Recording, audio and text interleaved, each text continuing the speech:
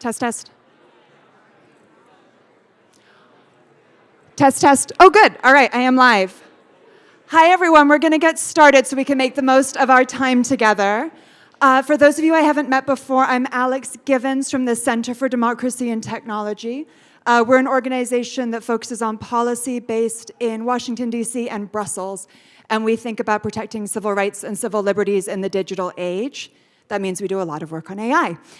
We're thrilled to be here and to convene this great session with a wonderful set of panelists. And actually, before we jump into the conversation, let's just run down the row and introduce ourselves. So Alex, she, her pronouns from Center for Democracy and Technology. Riddhi? Riddhi Shetty, she, her pronouns, and I'm from Center for Democracy and Technology. Hi, I'm Brian Chen, he, him pronouns. I'm the policy director at Data and Society. Hi, I'm Sarah Myers-West, she, her pronouns. I'm the managing director at the AI Now Institute. Hi, is this one working? Yes, okay. I'm Sorelle Friedler, she, her. I'm a computer science professor at Haverford College and used to be in the White House Office of Science and Technology Policy. So this is intentionally designed as a very accessible participatory discussion. And our vision is to help researchers who are interested in the policy landscape figure out their pathways in. This is an invitation in. A lot of us here on the policy front lines, we need more smart, loud voices at the table. And we're really excited to continue seeing the role of the FACT community grow and grow in these policy spaces.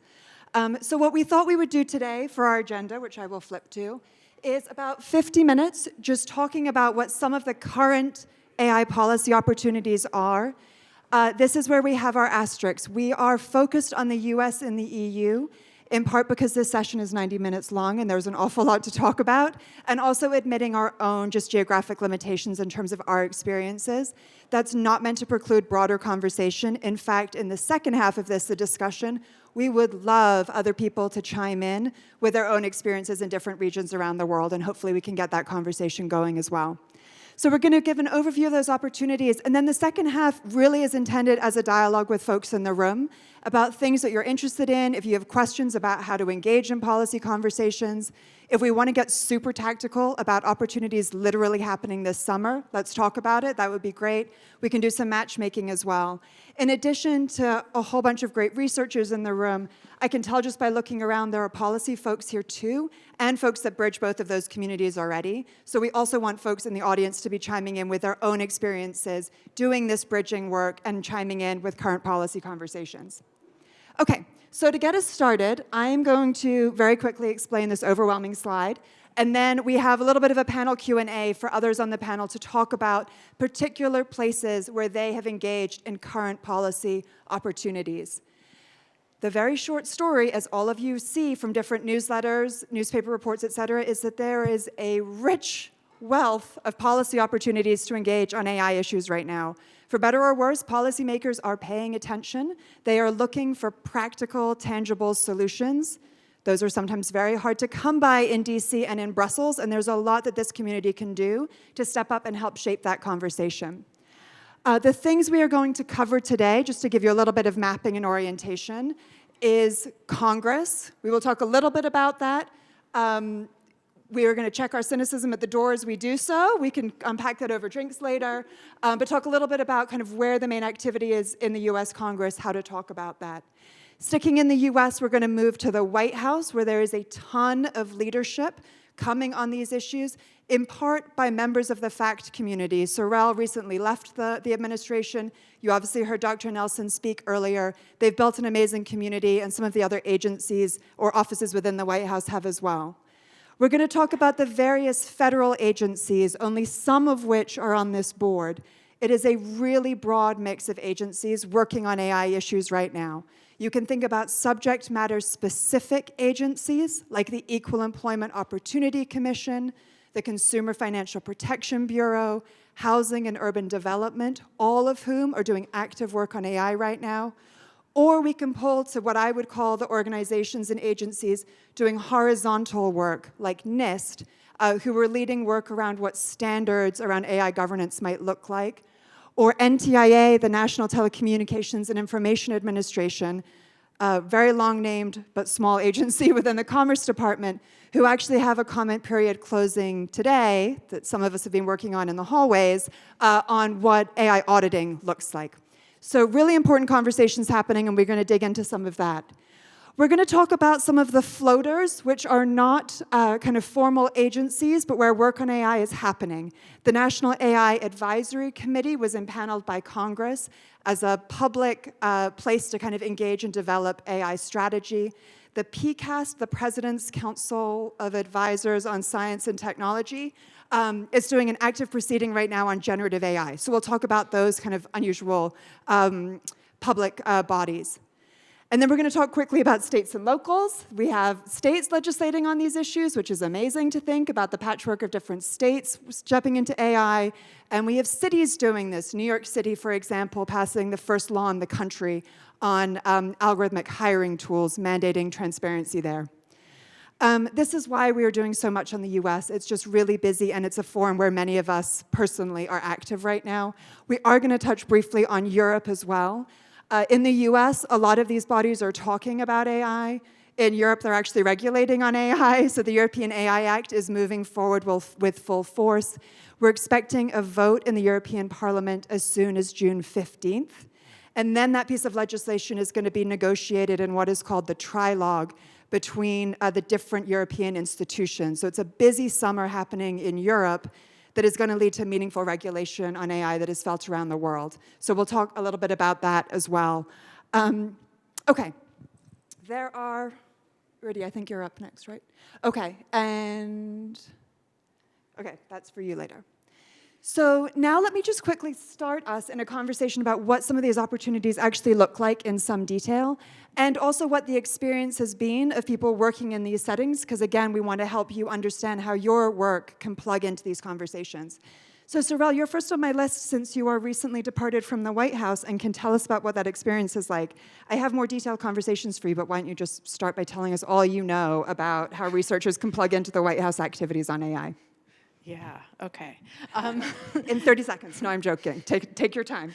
So, I think one of the things that it's useful to remember when thinking about opportunities to sort of respond to requests for information from the White House is that it is sort of at the top of the federal government, right? Which means that, you have the opportunity in responding to these sorts of requests for information from the research community to really help them think about how to shape those priorities, right? And in fact, and I think I saw this on one of those next slides. There is a request for information that's open right now on, how to set national priorities, how to develop a national AI strategy, what should be in that, right? What steps should be taken. And I think it's really useful in responding to these types of things to think both about, what are the sort of concrete, detail-oriented things that we've all discovered in this community through our research, but also, what are those higher-level ideals, right, that we really want to see? What are the values-level statements that we want to make? One of the pieces of work that I did while I was in OSTP, along with a large group of other folks, is working on the AI Bill of Rights. And along with Mark Adenoff, who should wave since you're right there. Tomorrow we're going to be doing a tutorial on that. So if you're sort of curious about learning more about that, we'll do more of a deep dive there. But I think for the purposes of our discussion here, one of the things I think it's useful to sort of notice as a strategy point is that is a White House level values statement, right? It's purposefully at that sort of cross-cutting values statement level. That's great. Can I push you to do other pieces of the Executive Office of the President as well? So Yes. if we could do Office of Management and Budget next. Yeah. So Office of Management and Budget is extremely important and often overlooked. So, they are really the folks who have the power to set binding policy for the entire federal government, right? So, if there is some use of AI in some specific agency that you have found in your research and are concerned about, right? One strategy is certainly to talk to that agency, right, to respond to their request for information. But another is to try to go through OMB, right, who would have the power to tell them to stop, right, and to similarly stop all of those uses across the federal government. So just to put a really fine point on what we mean by the invitation in, this summer, OMB is going to be issuing guidance to all federal agencies about how they approach the use, funding, and procurement of AI. Congress has asked them to do it. OMB is going to be writing a memo. For folks in our community, in particular, if we think about the use of AI in benefits determinations, the use of AI by law enforcement, man, is this an important policy lever to make sure that that guidance from OMB is good. So OMB is going to release it, and then it goes out for public comment for 60 days. This is the type of moment where researchers could be making submissions to say what they're getting right, what they're getting wrong, opportunities they're missing. So as this conversation unfolds today, we can talk about tactical ways to do that, because I appreciate it can be hard as a researcher just to pick up a pen and write a letter to OMB. But organizations like CDT and Data and Society and AI Now and others exist to help people do that. And so that's part of the bridging that we're hoping to do in the conversation today. Sarah, you were another great example of what it is to be a detailed researcher who then went into the government for your tour of service. So can you talk about the role of the Federal Trade Commission and your experience there? Yeah, so I, as Alex just mentioned, I'm coming off of a term serving as a senior advisor on AI at the Federal Trade Commission. The FTC's mandate is twofold. It applies a set of statutory authorities on consumer protection as well as competition. So from a sort of practical standpoint, it's working in areas like, privacy, security, fraud. It has an unfairness authority that deals with things that can cause consumer harm and consumer injury. It also, on the competition side, is responsible, in addition, so FTC and the DOJ both enforce the antitrust laws, review mergers and acquisitions before they go forward and decide whether or not they will file an injunction. We just heard today that the FTC does intend to file an injunction on the Microsoft Activision merger, which was big news. And it can also conduct investigations for anti-competitive conduct after it's occurred. So the FTC recently formed an Office of Technology, which is new. So there's been technologists working within the FTC for some time, but now there's a team, there's a chief technology officer. It's really, I think, skilling up in its engagement, given the significant importance of technology in shaping markets, really broadly speaking. I think under Chair Khan, there's also particular interest in engaging around artificial intelligence. They've had a series of blog posts that have outlined the ways that the FTC sees its authorities as likely applying to the AI space. And Chair Khan has also written an op-ed in the New York Times that outlines a whole host of potential harms that the FTC sees as sort of like falling within its authorities. So in addition to bringing cases against companies and reviewing mergers, the FTC can also engage in other ways. It can issue business guidance. It can carry out rulemakings, and there's an ongoing proposed rulemaking around commercial surveillance practices that is highly relevant to artificial intelligence, so those are kind of some of the range of ways that the FTC's authorities apply to the field of AI. In terms of policy engagement, there will frequently be dockets that open up. There was one on the proposed rulemaking. There's one that's open now on cloud computing, which is highly relevant to AI because of the need for computing resources in order to build and train AI models as well as to keep them up and running. So I would strongly encourage folks to consider making submissions to that RFI. And then, another thing that I think is relevant to this space is that often the evidence that the FTC picks up and runs with and forms cases off of comes from the work of this community. It is the accountability work that's surfacing harms and providing evidence that an enforcement agency can then say, oh, we think we have sufficient evidence here to be able to then go and open up a case. So I think one thing that is particularly useful in thinking about your engagement is just familiarizing yourself with the laws that the FTC is able to apply and thinking through, as I'm doing this study, maybe one of the end results could be, that the evidence that I'm surfacing could be attached to one of the FTC's authorities and a basis for forming a case. Fantastic. Riddhi, can I turn to you next to talk about other federal agencies engaging on AI, and you can choose anyone in the alphabet soup to run with, or all of them, whichever you want to do. Sure. So Alex and Sorel have already touched on the OMB and OSTP comments that are open this summer. In addition, one of the comments that will remain open until, I think, June 23rd is the FTC's on negative options as a type of dark patterns. One area where the FTC has done a lot of exploration, and they're especially interested in building on that. It was one of the issues that was identified in the FTC's commercial surveillance rulemaking notice as well. Another couple of agencies that have been active are the NTIA and the CFPB. Earlier this year, the NTIA had issued a request for input that would inform a report that they are working on privacy, civil rights, and equity. And so the comment period that closes today is kind of a follow-up on that, focusing more on AI accountability. And both the input on both of those comments will inform the NTIA's report, as well as their ongoing engagement with stakeholders and with the federal government. The CFPB has an open comment period on data brokers. And one of the interesting things to note about both the NTIA and CFPB's open comment periods are that they were both just extended. They both also involved a lot of other stakeholder engagement too, roundtables, ongoing solicitation of input in different ways, not just through written comments.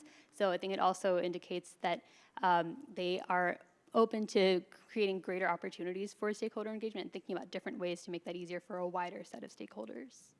It's a really great point. I mean, Sorel, you guys actually pioneered this in seeking comments on the AI Bill of Rights, where I remember there being a notation somewhere saying, even if it's a one-line email, just send it to this address with your feedback. So agencies really are, I think, more conscious than ever that they're asking a lot. We're very tired, many of us, but also that people have existing work that can be formatted and kind of sent in to build part of the record without you having to do a big deviation. So I'm actually going to circle back just to talk about tactics like that in a minute, unless, Sarah, you wanted to jump in. I saw an enthusiastic lean in. I was just going to say, exactly to your point, if you have papers that are relevant to an open docket, like just submit the paper. If you can't do anything else. The reason why this is really useful, at least I'll speak only about the agency that I served in. There's particular kinds of citational practices where like certain work, in order for it to be able to travel through the agency, it kind of needs to like come through certain channels. So being able to get work through that channel then lets it travel into a case context. And that's a really powerful move. So I would strongly encourage folks, interpret dockets broadly. If you have something that's sort of relevant, go ahead and send it in. Sorel, I saw you doing the enthusiastic lean in too. Yeah. We're going to let the one guy on the panel speak at one point. But yeah, for the moment, he will be silenced. So I was just going to sort of take a moment to step back, right? Because I feel like we dove right into talking about these sort of requests for information, and I realized it might be useful to sort of contextualize why we're talking about requests for information. So like, you know, I think one way about thinking about government policy processes, right, is that the way that we sort of all see them outside of government, which is like a thing is announced, right? And the question is, how did you get to that announcement or that decision or that specific report or document, right? Whatever that sort of outcome is, how did you get there? And it essentially always starts with a request for information, right? That sort of, you know, or some other sort of public engagement to say, you know, what is it that we should know about this topic, right? How should we form our opinions, right? What's already known, who knows it, right? That sort of landscape mapping that as academics, we all know how to do, right? And so that is really, right, that's pretty much the beginning of the process and is a really useful place, both because that's the time when that explicit ask is being made, but also it's a chance to shape what the overall result is. And so these are usually sort of formalized, like there'll be a series of questions that they specifically want you to answer, but they're generally around a theme, and you can answer the specific questions, or you can answer a subset of the questions, right? Or you can sort of speak to the broader theme. You know, I think the goal, at least from my perspective in talking to all of you, is to really encourage you to help policymakers understand the deep knowledge that you do already have about this field.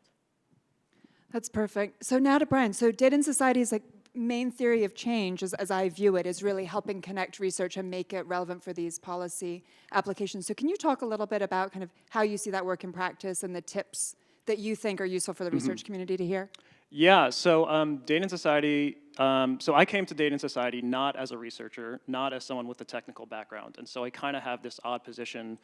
My background is more as a lawyer and a policy advocate, and so the way that I view policy is in a very specific way, in that if we're talking about policy, I think we essentially all have to understand we are talking about politics. Like lowercase p, not Democrats, Republicans, but like the contestation of power and ideas and values. And so I think what I try to do, or what I see as being very effective, is taking empirical research and translating that into a framework of values. I think empiricism by itself can take you quite far, but in this battleground of politics, you have to connect it to a value framework or a value narrative to actually get people to really pay attention. And that is what is, I think, really compelling. It's helpful for organizing, for building out a broader movement. You're able to better articulate your research when you can connect it to a certain set of values that already are in the broader currents of what's happening on a given area. That's fantastic. I'm going to have us keep going through our tour, and then we're going to come to broader kind of themes and discussions. So we've covered a lot of the agencies. There's even more than what we covered here. We can talk about NIST if folks are interested. Very sadly, they were actually meant to be on this panel, and then we were co-organized at the same time, so they're literally next door. But we can talk about NIST. But let's talk about what's happening in the states right now. And Sorelle, I'm going to start with you, because you've been doing work with California, helping them think about what their legislative action on AI might look like. Yeah, so there's the federal legislation conversation, which we've sort of put to the side. But we'll go there next. We're going to start in California. We're going to start with the sunshine and then come to DC. So across the country, right, state legislators, which do actually pass bills pretty regularly, are also paying attention to this issue and are trying to decide what to do about it. And they're coming from a wide variety of perspectives, right? And they really want people to talk to, and they're especially eager to talk to people who are in their state, right? You know, so for those of you who live in the US, right, you know, you should be aware of the conversation that's going on in your state. I just had the opportunity to talk to a sort of a bipartisan group of state legislators from a wide variety of states. And so I can tell you from talking to them, right, that they're actively thinking about this issue, and they're thinking about, you know, both what does it mean to examine these issues in sort of a cross-cutting way, right? What would it mean to think about transparency legislation, but they're also thinking about these sort of sector-specific approaches, right? You know, so for those of you who do very specific work, say on workplace surveillance, right? They might be interested in hearing about that and hearing about, you know, what are the practical measures that could be put in place in say a state that has a lot of warehouses where that specific warehouse type of workplace surveillance is happening, right? So I think one of the, you know, interesting things about thinking about this work on a state level is that you do end up with these specific industries, right, that dominate a state. I guess That's quickly great. on California. Yeah, go ahead. You know, so California is in a slightly different situation, of course, because so many of the tech companies are headquartered there. In this last legislative session, they did have a really interesting bill that unfortunately failed at the very end, but was sort of a cross-cutting bill that took the approach of really identifying a pretty long list of areas where there's a consequential decision, right? So one of the things that you'll find if you're starting to sort of think about legislation is that the definitions are really important. And so one of the things that this bill did is define the idea of a consequential decision that essentially is some type of system that has a consequential decision or really a large impact in employment, education, housing, right? And sort of defined a long list of those types of impacts. So that was an interesting sort of cross-sector bill that is out there, though it did unfortunately just fail. And similar efforts happening. There was a big push in DC over the past year that may or may not get taken up again this year. Connecticut is another one. So multiple states where these conversations are happening. Let's talk quickly about the federal level, unless anyone else want to jump in on the states. All right, cool. So Congress also cares about these issues a lot. They're talking a lot about it. Further action than talking, still TBD, but the conversations are loud.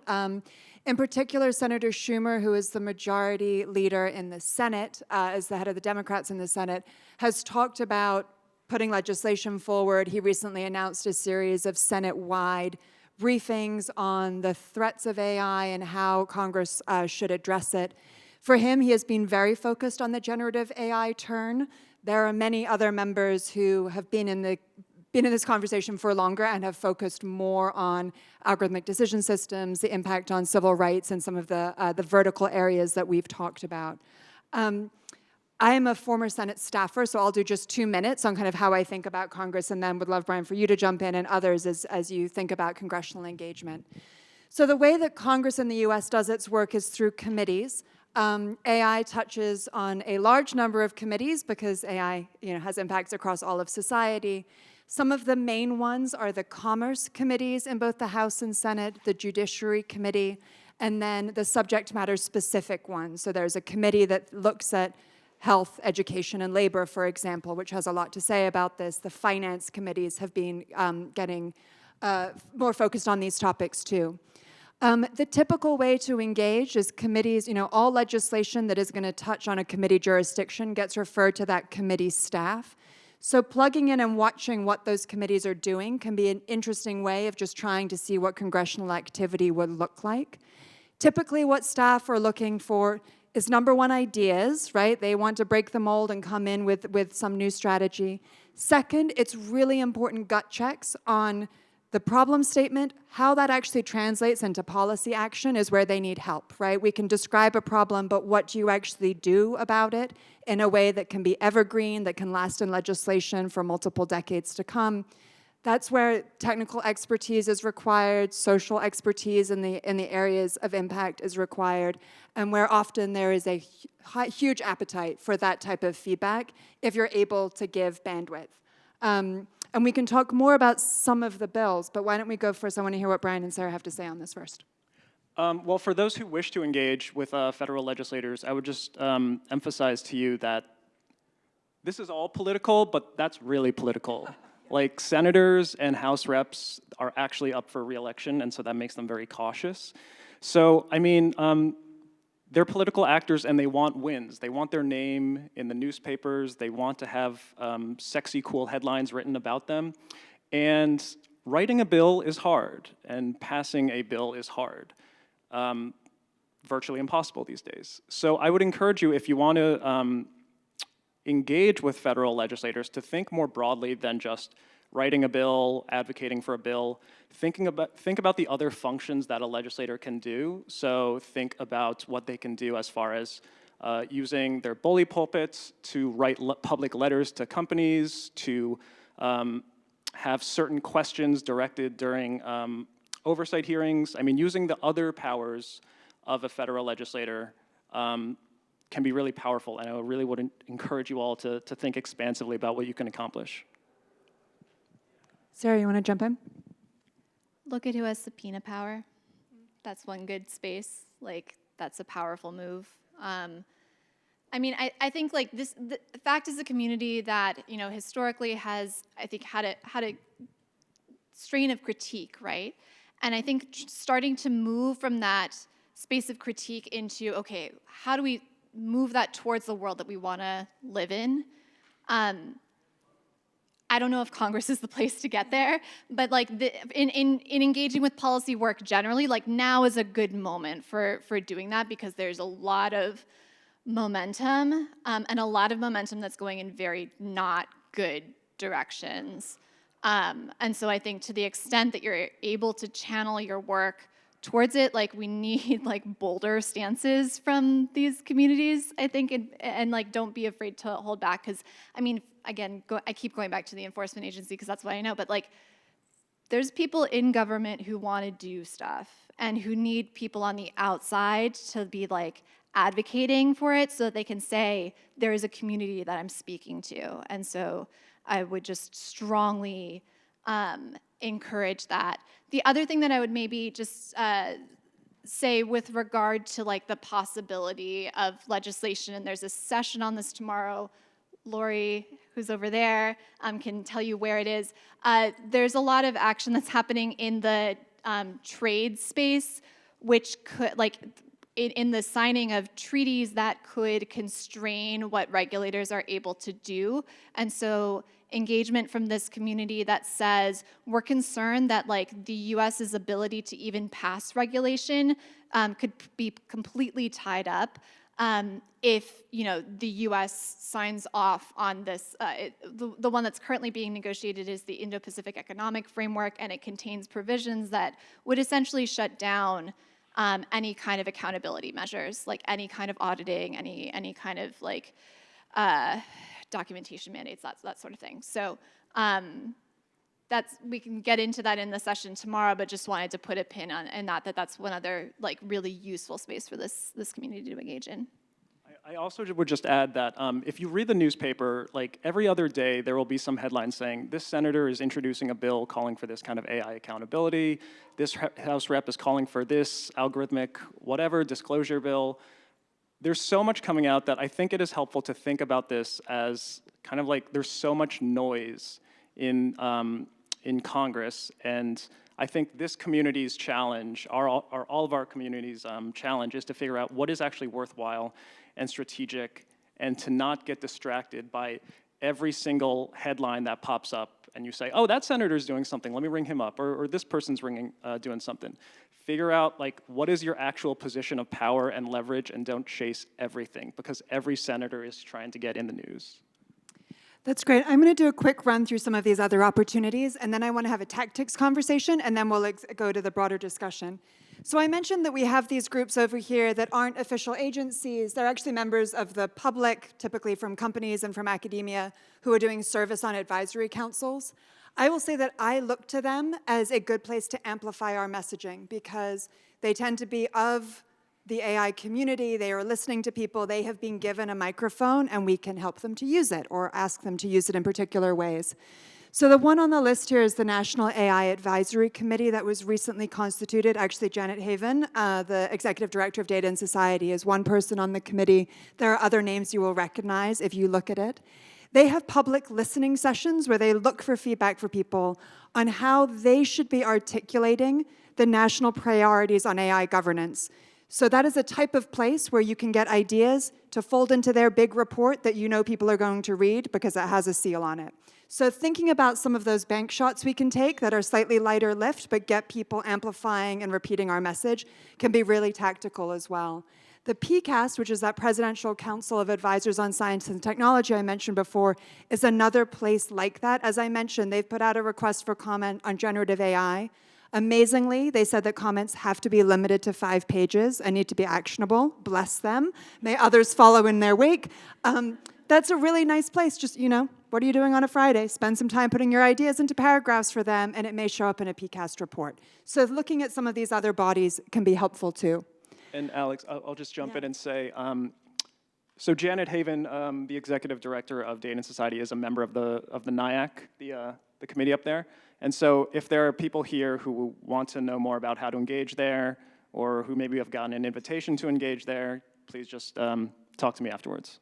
And again, like doing some creative member shopping. So for example, someone from the AFL-CIO is on the NIAG. That is a great win for civil society. It was hard fought. If we care about worker surveillance issues, a really nice position of power to be trying to get some of that messaging into their documents. There's so much to say about Europe, but I'm actually conscious of the timing here. The things that I will say, so just speaking for CDT, and then there are others here who just have a lot more experience than I do personally. We have a Brussels office. We've been very involved in advocacy efforts over there. Members of parliament are looking for input. The conversation is going to be going next after their vote, which is imminent and probably, there's a final push on the advocacy front there. Watching what is happening in the trilogues, I think, is going to be interesting for folks, but the easiest mechanisms at this point are probably to get in through the advocacy organizations that are already well established in those dialogues. EDRI is one of them, Self-Plug CDT is another, but there are many others that have been vocal and are real leaders in that space that you can connect with. The other thing that Europe is doing, so they do a lot through implementing acts. So even once the main legislation is passed, they then have delegated legislation where they work out the details. That is a hugely important space for people to get involved. So right now, for example, the Digital Services Act was passed last year, the major piece of legislation for the governance of online platforms. Right now, they are negotiating the delegated piece that looks at researcher access to social media data. Super important for many of us in this community. That's a place where there's follow-up kind of conversations around, you've mandated transparency, what on earth does that mean in practice, and how do we do it while respecting privacy and those types of things? Those are places for really good, detailed engagement. And again, there are civil society groups to help folks plug in if you're looking for an entry point. The final piece I'll say, this is true in Europe, but also in the US, is the growing and really important role of the standards bodies. So in the European AI Act, they have delegated some specific questions to the standards bodies. I think we're going to see a growing trend around that, kind of a reliance. We say auditing matters. Who actually figures out those auditing standards? People are looking for a home for that. That's going to be contested, but what should those spaces look like? And as some of the standards bodies put themselves forward, whether it's ISO, IEEE, CEN, there are others, those are also spaces where the technical community is going to need to show up in force, in part because many lay people, civil society organizations just aren't well equipped to show up in those spaces. So I think that's another area that we can continue to unpack and talk about together. I'm going to ask you all one more question on tactics, and then we'll come into our broader kind of room-wide discussion. We've laid out a slightly overwhelming menu of places where AI conversations are happening. Can we now just give like some really granular, practical advice for like a researcher sitting in row 3, seat 5, to think about how they can plug into these conversations? So we've already talked about, Sarah, you gave a couple of examples of kind of giving ideas to the FTC, but let's just go down the row and try and give some actionable advice in the most precise way we can. Saral? Yeah, so I want to start actually at the place where you all start in thinking about research, which is like, what research should you be doing if part of your goal, right, is to influence policy? And what I would say there is that, I think that certainly among the computer science portion of this community, we have a instinct and a disciplinary desire to go towards the most general results, right? Talk about the most number of systems at once. And actually, it is really useful in a policy sphere for your results to be specific, right? If you're talking to somebody at the Department of Education and you want to convince them that algorithmic discrimination is really important, what you need is an audit of an education-related system, ideally the one they were just talking to you about. Right? If you instead say, well, I have an audit of a hiring system that was discriminatory, they're going to be like, then why are you talking to me? Right? Go talk to somebody who oversees employment systems. And the opposite is true, right? So, I encourage you to think about that specificity when you're thinking about what research problems to engage with. And then sort of wearing my former PC chair hat, I also want to say to all of the folks who end up being reviewers of papers in the room, right, that we need to value that type of paper, right? I don't want to see any more reviews saying things like, oh, it's not surprising that there was algorithmic discrimination in that system. So what's surprising about this audit, right? No, right? Each audit is incredibly useful from a policymaking perspective, and you will see all of these audits cited all over all of these reports, and we need more of them, and we need repeat audits that show that, you know, yes, that discrimination actually hasn't been solved in the past 4 years since the last audit, or whatever it is, right? So I really encourage that type of research to happen, and then I encourage you all to tell policymakers about it. And as important as the sort of nuance and details are, I also encourage you to, you know, go ahead and make those declarative statements about what your research found, right? And paint it in broad strokes. You can put the details in the footnotes if you feel like it really needs to be there, but, you know, make sure to express it in a way so that somebody can understand why the work you did is really important. One thing that I wish that I had spent more time doing when I was doing my PhD was taking every piece of research that I did and like helping it to travel through the world. And so I think, you know, we've talked a lot about dockets. That's one way to do it, is just like tracking places that you can submit your work. But it can also come in the form of like writing something for broader public consumption that helps your work travel more widely. That kind of work, I think, can have potent effects by sort of like translating, you know, your research findings out of what may very likely be like a closed access scholarly publication out into the world, and like that's worth spending the time doing, particularly in a moment where the policy discussions around AI are getting so abstract. Like the term allows for so much slippage and so much sort of like promulgating into like what's going to happen into the future, where like having really material studies is extremely valuable. Like just that is a really extremely valuable intervention. And like doing work that focuses on like how is the deployment of AI, you know, actually functioning? What's the political economy surrounding the deployment of systems? How is it impacting, you know, ordinary people's lives in particular ways? Like getting that kind of work out into the world, I think we need a lot more of that, particularly in this moment where it's getting so abstract and like the conversations, people are just like all over the place. So I would say the logic of empirical research does not work in the policy world without some kind of translation or some other kind of movement. Right? I don't think of the policy world, and I would encourage you all to consider this, that the policy world is not one of fact versus fiction or truths versus untruths. And so the empirical kind of, or the research methodology of kind of like, the scientific method does not apply as easily if we're talking about a contestation of different power. So I would encourage you to, while still being true to the scientific method, to the kind of rigor of academia, to really think about, once your findings are out, how are you going to translate that in a way that is actually politically appetizing? The thing I would add to that is there are multiple ways that you can respond to some of these common opportunities. It can be as simple as just affixing a cover letter to a report or an article that you've written, or it could be writing a shorter set of comments that cites a lot of your own work, your colleagues' work, work of people that you want to amplify in the research sector. It can also include talking with organizations like Data and Society and CDT that are constantly looking to amplify newer work. Often the same resources can get cited multiple times, and they should be, but we also would love to expand on that too with newer work too. And the subject matter of a given common opportunity can be either more expansive, like for instance the FTC commercial surveillance rulemaking period, where they had like a really expansive list of questions that covered everything from dark patterns to impacts on housing and employment, et cetera.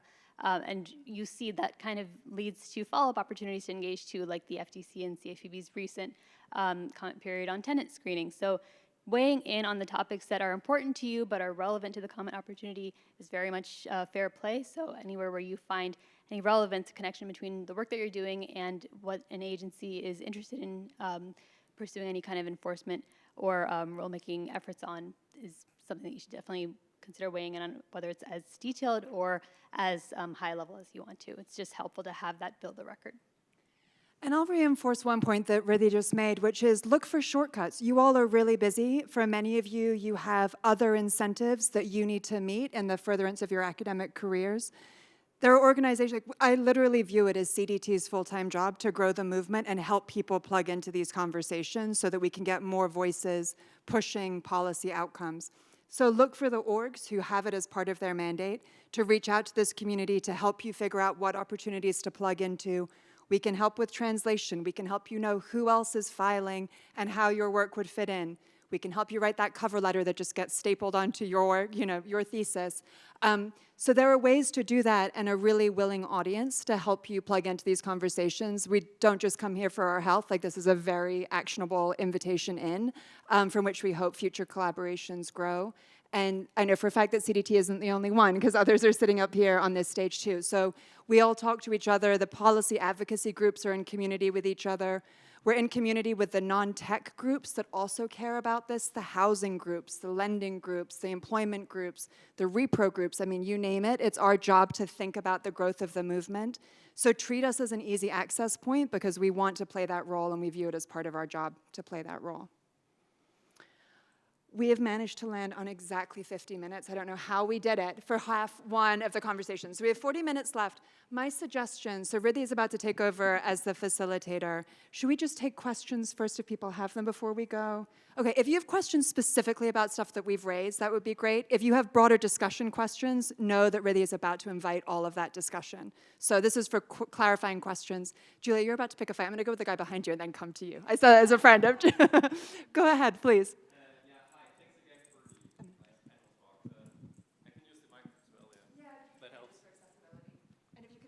All right, hi everyone. I'm Manuel. I'm from the German Research Center for AI and the Technical University of Darmstadt.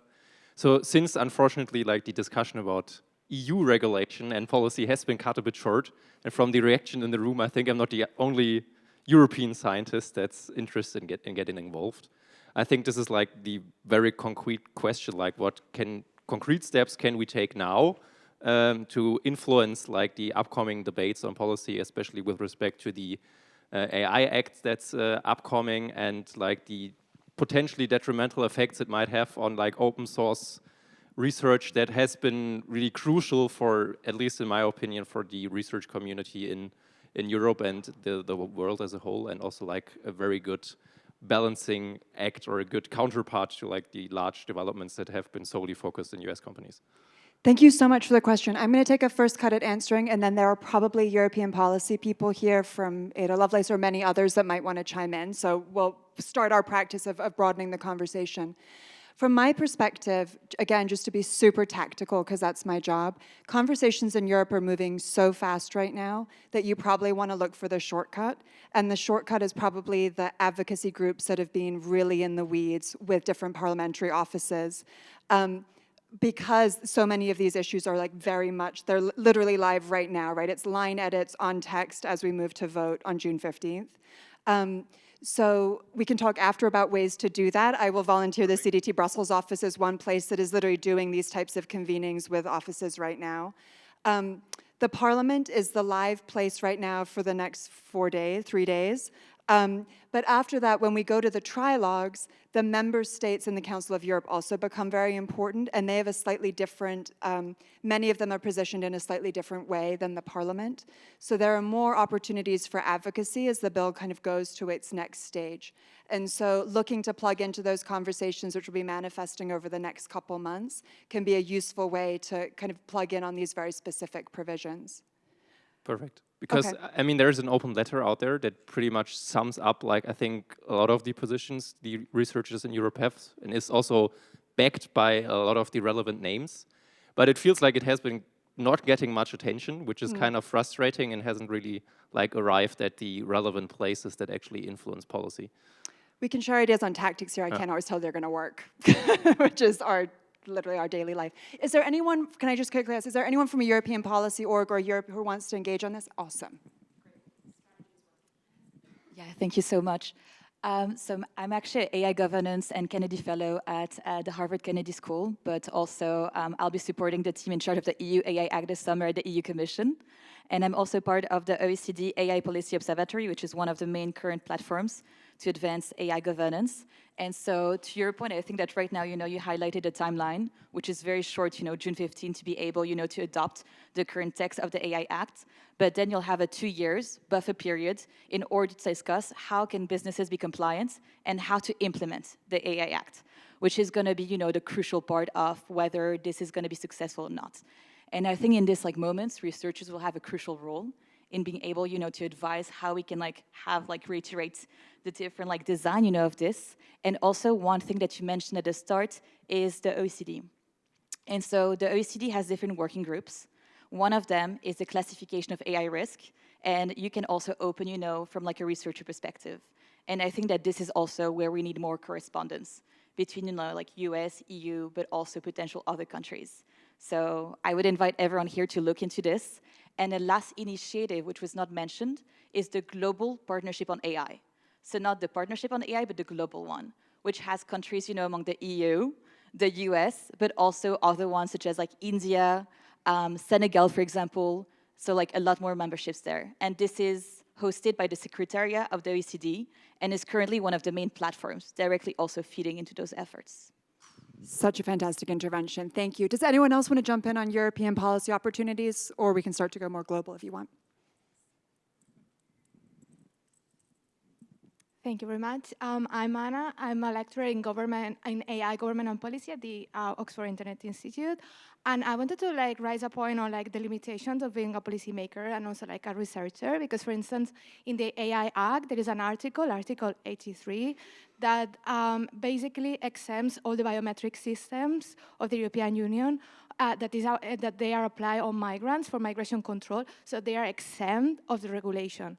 So this is a clear limitation of how also regulation is a play for the power of the European government, right? How they try also to, through this regulation, jeopardize some of the rights of migrants, for instance. So I would like to also raise this because it's true that, as a researchers, we can do a lot of things, and there is this optimistic way of thinking about regulation, but there is also this pessimistic way of if we look at the rights of the others, we see that the AI Act is not going to solve their issues.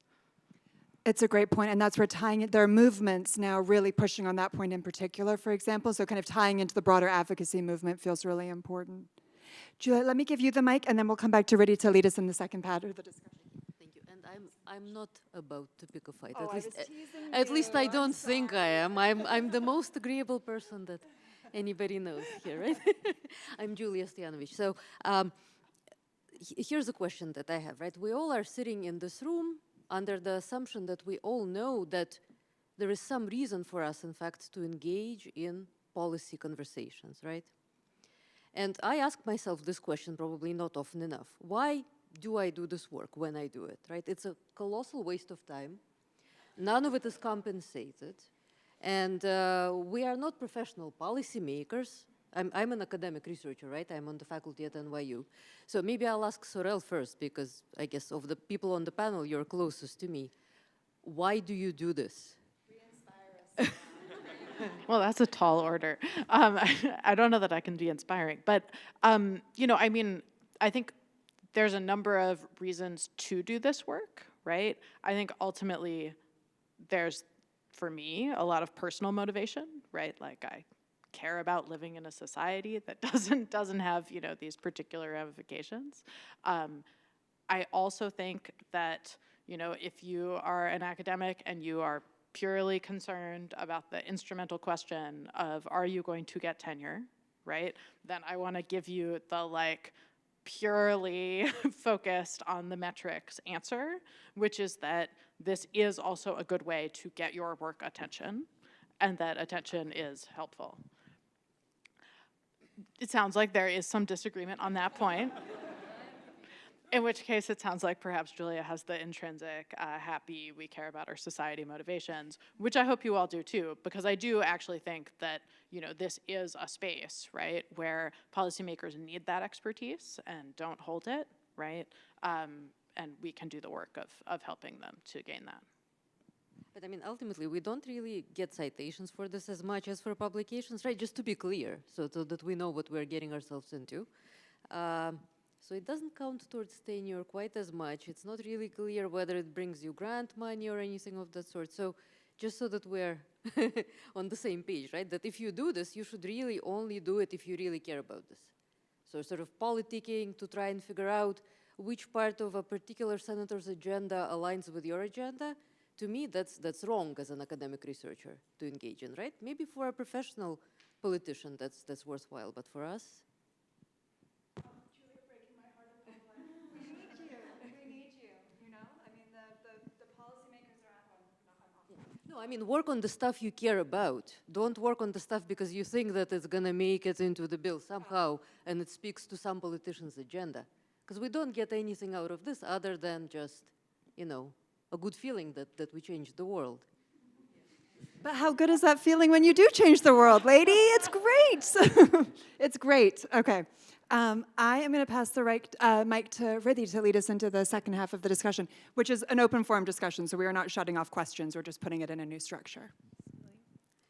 So the one that we want to start with, just want to open up the floor to invite people to share what research areas you're currently focusing on, and we do have one slide that touches on kind of some agencies' general area of focus and then what their current open comment opportunities are to give a sense of like different agencies that might be most relevant to the work that you're doing. So just want to open up the floor for folks to share what you're working on and where you see your work being connected to the areas that certain agencies are interested in engaging on right now over the next couple of years.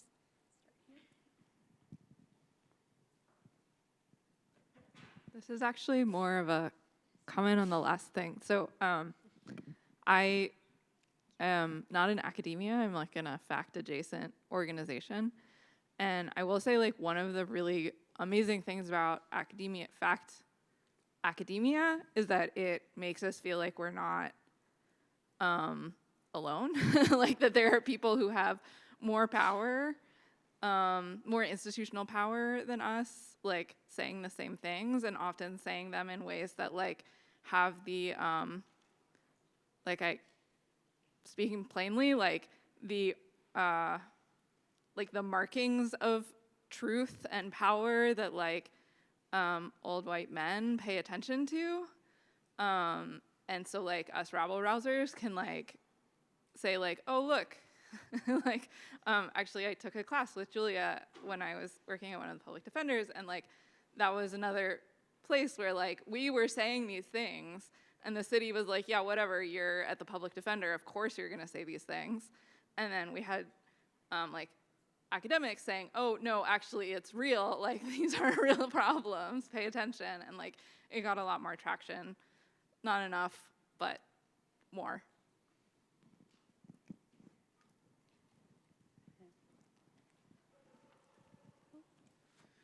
Hi, so I'm Yassine Jarnit. I'm machine learning and society lead at Hugging Face. So working on a layout of openness and talking about topics. I'm very bullish about mandatory data transparency. And I think that's one of the most important things we all need to push for, and would love to talk to people about that. Hi, my name is Alyssa. I work for the Research, Applied Analytics, and Statistics Division of the IRS, actually.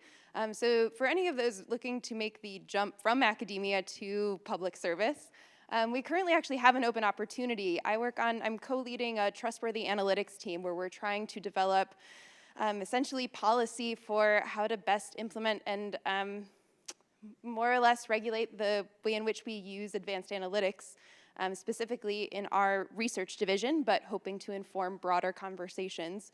And I am currently the main subject matter expert, but I just did a master's with a focus on science and technology and public policy, and I have data science and all of this, but I'm not a PhD level expert by any means, and we are certainly looking for more expertise. I'm sure there are many others of us in government also looking for expertise to help kind of build out these capabilities. So highly recommend just looking out for those. And if anyone has questions, myself and a few of my colleagues are here at the conference and would love to talk about what we're doing and any potential opportunities that anyone might be interested in.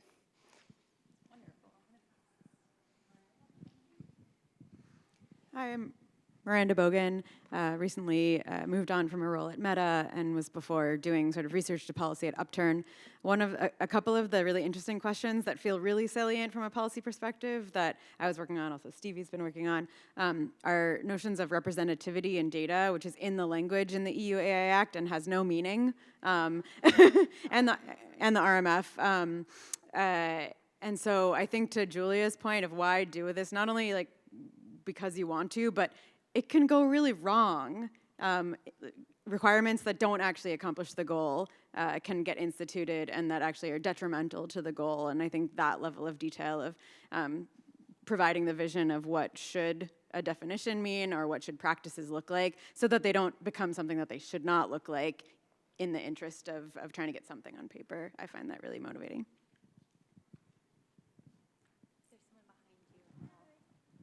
While we're talking about Upturn, I'm Emma Weil. I'm at Upturn, which is a DC-based research/policy organization/advocacy.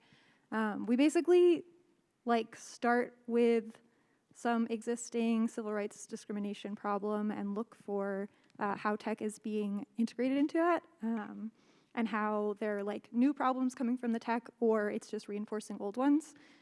Sometimes this does mean actually needing statistical or ML experience to do this sort of analysis.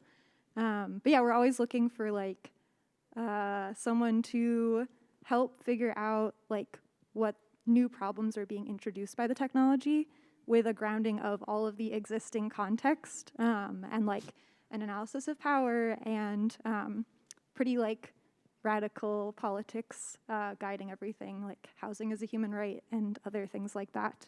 But yeah, that's what I'll say. I think also like Miranda said, things can get really bad. And also there's sort of, you can do an audit, but that only brings you so far when there's just a question of who should be in charge of decision making. And a lot of the times it's not the people being affected by the system. Even when the audit points out that they're being negatively impacted. So I think there's just a lot more political analysis needed, because the whole point is making the world better. And I don't know why one would do any of this if that wasn't their mission.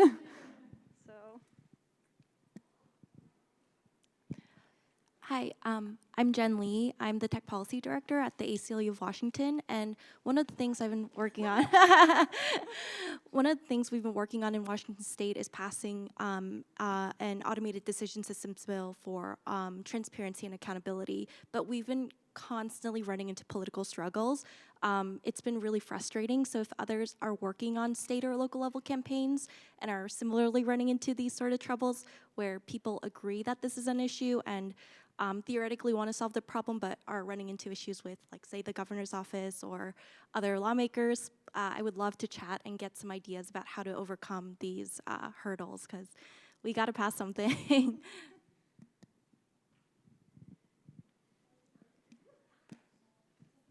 Oh, I have, thanks. Cool. Hi, I'm Margot Hanley. I'm at Cornell Tech in the Information Science Department, a PhD student. And I do empirical work studying brain-computer interfaces and neurotechnology, and thinking a lot about how, coming from a social science background, a sociology background, how to think about it in a policy context. And so this has all been very helpful today. Something that I'm thinking about is I guess, I don't know, in England it's anticipatory regulation, but how to think about kind of near future technologies, or that where the market isn't currently developed. There's some commercial neurotechnology, but it's not, it's imminent more than here now. And so I guess how to, I forget whose comment it was, but think how to create a case for policymakers when there's not kind of already technology in the mainstream where you can kind of identify and articulate harms already, because most of the people I'm talking to are the practitioners and the developers of these technologies. So That's where most of my effort is, but ultimately it'd be nice to be able to think about kind of the end users or kind of, all of us that are gonna be using these technologies down the line and how to articulate harms for policymakers that way.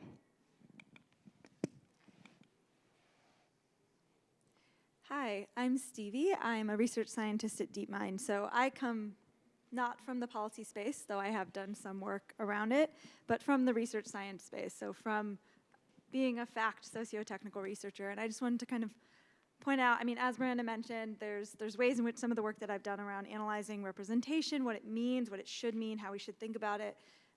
This is a word that's come up in a lot of different places without real definition, but also a lot of the work that I've done in research in this space is interfacing with technicians or technical people, ML engineers. Like I myself am technical also, but interfacing with ML engineers. And if you give kind of a vague idea of what you want or what you're going for, then you could get something quite strange, something that isn't really aligned with what you were going for. So this is all to say that explaining your work in a clear manner for those who are more technical, for those in policy, can be extremely fruitful in impact for your work. I mean, an area that I think wasn't really that mentioned, and I don't have the expertise that you guys have, but maybe somewhere where maybe you would get a bump in tenure or academia or something is like more general journal articles, or sorry, more general news articles or things like that, that perhaps could get into a policy space and more impact as well. This is just me saying that, like, when I do my work, I do it for impact. I do it because I find the research interesting, but really in the end, I want it to be picked up. I want it to be carried out and hopefully making a point that will make greater impact, not just in research space, but beyond that in industry. So I see it as important. Oh, the last thing I wanted to mention is that I was just, I know participation hasn't been brought up, but this is an area that I understand from a recent Data and Society engagement that I had, that this is an area that is, of course, like, it's one of the biggest areas in fact right now, and something that tons of people are studying, and something that I was very pleasantly surprised to understand is a big area where government cares, EU, US, everywhere. So there's a lot to say.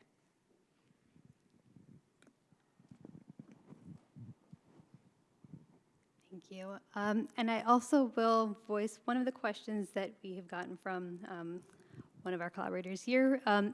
Who chooses the voices in the room? For example, considering the UK panel on AI safety that had no one in academia participating. I think it speaks to a recurring theme that we're seeing here of the end user, people most impacted, people who are very attuned to these issues not being represented in these conversations. And I also want to make sure panelists can weigh in on this too.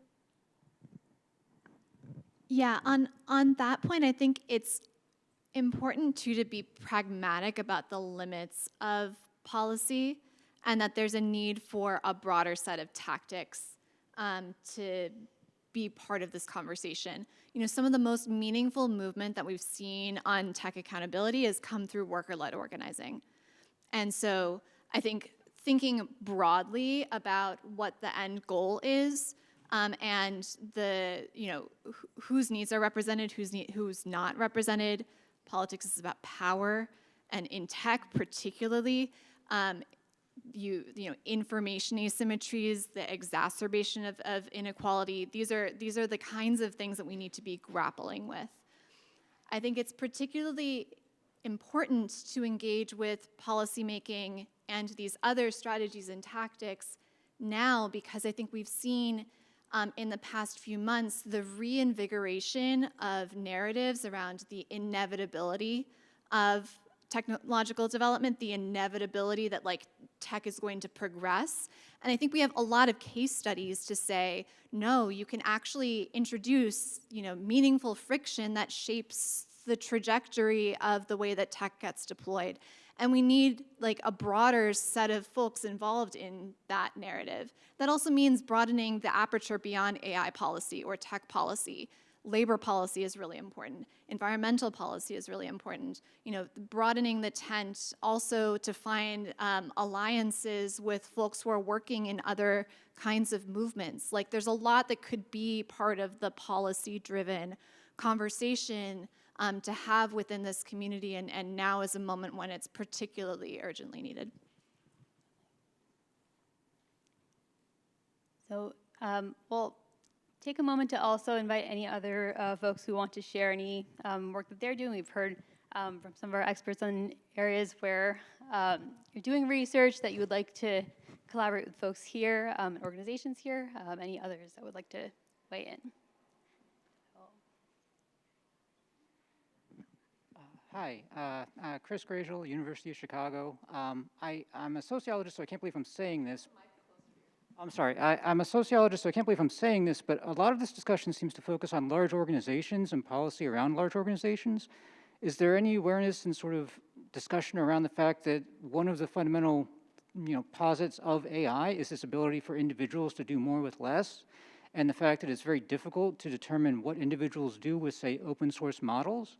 I mean, this is a very broad question, but it's one where I feel like there's a potential for a power reconfiguration by using AI tools for, say, enhancing government transparency.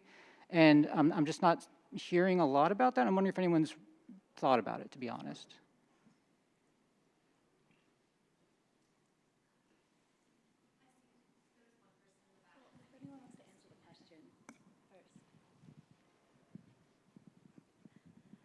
Hi, everyone.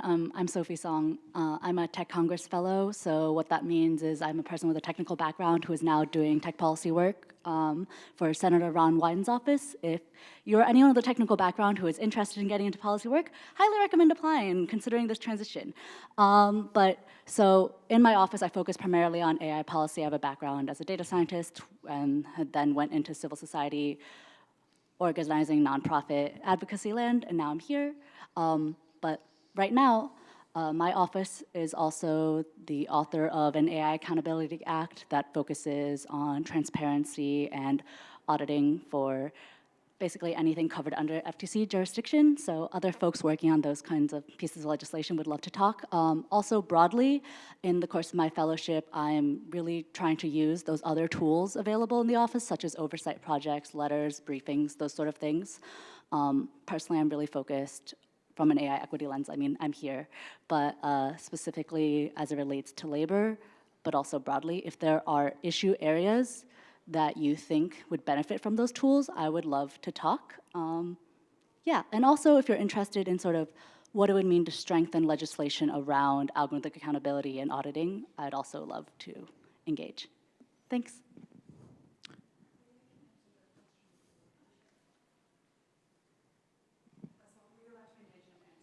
The open source one? Yeah, absolutely. Yeah, so Opportune. I'm about to graduate with my PhD, and a lot of my research has been about open source, so perfect. And to your question, I had a paper at Last Fact about, kind of pointing out what you were saying, is that a lot of ethics conversations are had in company contexts, but I particularly studied a open source community that was about building deepfake tools for anyone to use, for anything. What could go wrong? And kind of trying to point out that some of the structures for governance that we assume or sort of bake into our assumptions about what AI, tools or sort of processes are possible are tailored for large organizations, particularly corporate contexts. And I mean, there's a whole host of issues there, but that doesn't hold in open source in many cases. Especially with sort of the political histories of open source, being anti-corporate or aligned with corporate interests and open source free software, all that.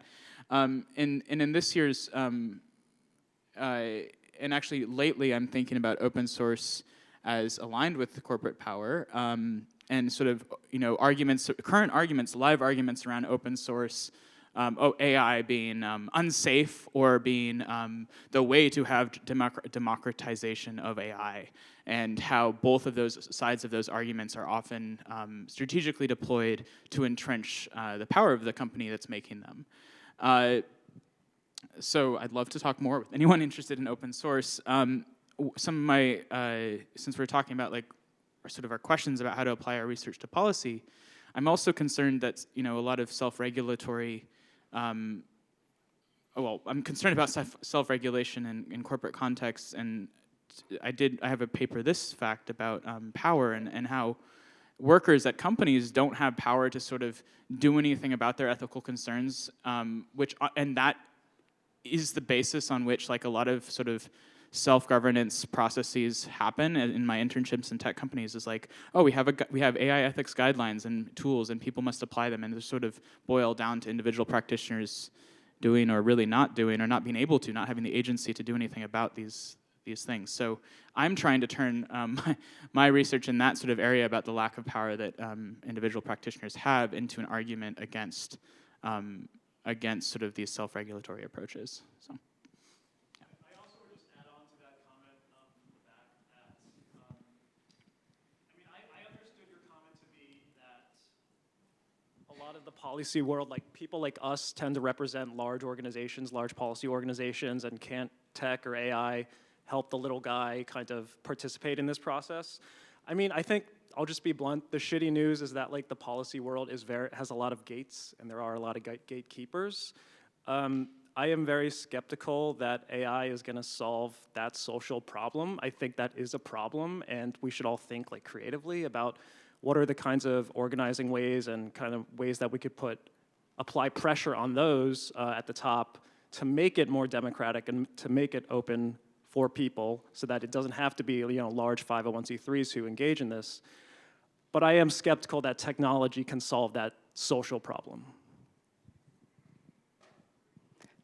I have some reflections upon those two questions. My name's Maya. I am a graduating fellow from the Ford Foundation. I was on their civic engagement and government team. I now work at an organization called the Surveillance Resistance Lab out of New York. It's a new organization that's intended to kind of get at, I think, some of these questions. And just some reflections on this question of power. The intention behind the lab, it really is trying to kind of create an analysis around democracy, economy, surveillance technology.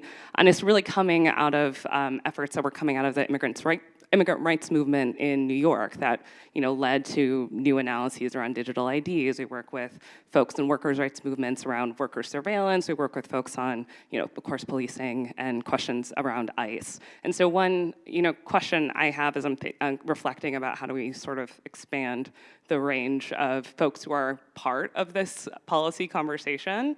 I think one thing that we're really trying to crack right now is how to, make a power analysis that is really salient for folks who are on the ground, who care about housing, who care about their human rights in their particular city, their rights to the city, their access to food, things like that. And so I'm really interested if folks have thoughts or questions or comments or work on these sorts of ideas. We're in year one of the lab, really excited. Oh, well, let me say, it's a project that's building out of work that already existed at the Immigrant Defense Project, but we're building out this new organization. It's been a really exciting time, but I would love to connect with folks who are thinking about both, we're a mix of folks that have been coming from, policy spaces, organizing spaces, research, but also really thinking about how to build advocacy lanes that are speaking to those questions and really allowing more people to be part of this really expansive terrain. So any extra thoughts, I would love to hear them. I would love to chime in on that point, just to say, like, there are places where we've seen real wins coming from that type of community organizing too. Face recognition is probably the best success story over the past few years, and it has been incredible. That is local organizing, getting shit done at the local level. The advocates in Congress have been trying for a really long time to have happen with making very little progress. So I think there's really an important point here, which is, you can have a good idea. You need a movement to create the political will to get that idea passed. We need to figure out ways to get more people involved in that movement. We often go big because that's an easy way to you get the ACLU focused on something to this point over here, and that's mobilizing a whole bunch of people at once. But the ideas don't have to come from those big places, right? It's more about finding our community, building those bridges, and having small groups figure out how to harness that political power. And organizers at the local level have been doing that really well in a bunch of spaces that this community cares about. Julia. So for me, really, the insight kind of has been from trying to do some policy work in New York City. It has been that unless there is pressure from the public, politicians are just not gonna pass laws. And how do you create public pressure? You need to teach people so that they know at least something about what AI is, isn't, what it should do, what it shouldn't do. There is really, at least I haven't been able to find money to develop a comprehensive public education agenda. And there's only so much that people can do pro bono with small organizations, right? So if anybody has ideas specifically about funding for public education initiatives on responsible AI or similar, we have a lot of materials already, we have a lot of people who are doing this work, but we need more people, and there needs to be a much more comprehensive infrastructure so that we can really create a movement here. So if you have ideas, if you'd like to partner, if you know where to get money for this, please come to me and talk to me. Thank you. Yeah, so I was wondering about another aspect of policy, which is standards. And I know that standards sound very boring, but I also think they're very powerful. And I think a lot of our feedback as researchers is asked to be given on policies, but many policies, what they do is really deferring much of the work to standards. And I think much of standards, many of them require or come from like private sectors, or at least require the participation of private sectors, historically so, and they're often created with closed doors. And I was wondering whether you're aware of any academics being invited in these spaces, or any ways in which we could be invited in the spaces of standards making. Thank you. Yeah, so in the US government context, the sort of main agency that does this work is NIST, the National Institute for Standards and Technology, and they do routinely invite academics in, and they also hold sort of open RFI calls. One of the things that I've heard from academics who have gotten those invites is like, oh, I've got some email from NIST, oh, whatever, I've got other stuff to do. And then I'll be like, no, wait, that email, please pay attention to it. So let me just also say to all of you, right, if you get an email from NIST inviting you to one of these, conversations, right, they're trying to learn how to develop these standards. I absolutely agree with you. Standards are often where the ballgame is in terms of, what are the actual rules going to be. And NIST at least does do a lot of outreach to academics. They want to know what you think. If they're reaching out to you, it's probably because you published a paper and they are interested in understanding more about it. Please respond to them. But yes, if you are not getting that type of outreach, you can also still give them your thoughts. They do public comment periods, and they're very thoughtful about that. So I will say I actually came to FACT this year in particular hoping to have this exact conversation, because NIST, there are pathways. They come to this conference, they're literally next door having a listening session right now.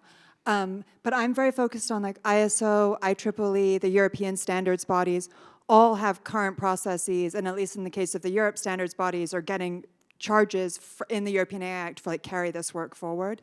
And I actually don't know how well those pathways are established. I don't know how many of us that are unaffiliated can pay the fees and show up in those spaces. So I think that's actually a really important line of conversation that civil society groups and academics need to be having together, kind of how to show up in that space. Then just to second what Cyril said, I will never forget the day a person in the White House listened to me pitch them for a full 15 minutes, and they said, Alex, White House administrations come and go, but standards are here to stay. And that is like the most #1 demoralizing thing you could say to someone who doesn't do standards work as their day-to-day job. But #2, super motivating for all of us, right? It's like, yeah, the standards are here to stay. So I do think that's a really critical conversation. I don't have the answer, but we need to be talking about it more. So on the sort of more speculative side, one thing to note is that this is an ACM conference, right? ACM is a professional organization that I think, though again this is speculative, does have a way into those other rooms that are doing that type of work. So I guess I encourage all of us to talk to folks from ACM and find out if they're in those rooms. Note to self. Yeah, they do have a policy committee. As far as I know, the policy committee is not who's in the room. But anyway, we should all pay attention to this organization that is, technically running this conference. Yeah.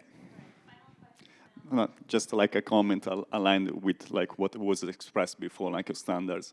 I am Luca Nannini. I'm a PhD student. I'm working now on explainable AI. Indeed, I'm presenting tomorrow work on the landscape of policies, also connected to XAI, so in the US, UK, and European Union. And to my experience, it was amazing to see how like the standard landscape is scattered. Like, you know, you have, for example, the NIST, like they have been doing, at least for XAI, great works on psychological traits, XAI tools, and then like you see like the risk management framework, and like you don't really have a really strong connection with these reports. You also like watch like determinate, like let's say European standard organizations, and you don't see like oftentimes this kind of continuation, this alignment with previous works. You have, let's say, standard drafts that are not open to the public, like you don't really know the status, what has been, let's say, delivered, like drafted, and when it's gonna be delivered, because sometimes like they communicate like a deadline and it's not respected.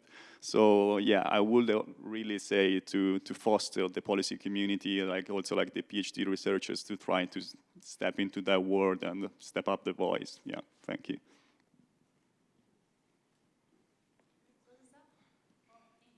I know we have some more comments and questions, and we certainly don't want this to be the end of the discussion by far. We'd really encourage and hope that folks will reach out to us further. We'd like to have follow-up conversations and also encourage folks to connect with each other. We've heard that a lot of experts here are interested in kind of building power by combining each other's expertise and particularly building the resources that you can contribute to each other and to policymakers on different given subject matter areas too. So we really appreciate everybody's time here today and everybody's insights here today and the concerns that we heard here today. They're very well-founded and well taken, and we hope that that will also improve and strengthen our strategy going forward too, collectively as we engage further in policymaking efforts with all the experts here today. Thank you all so much.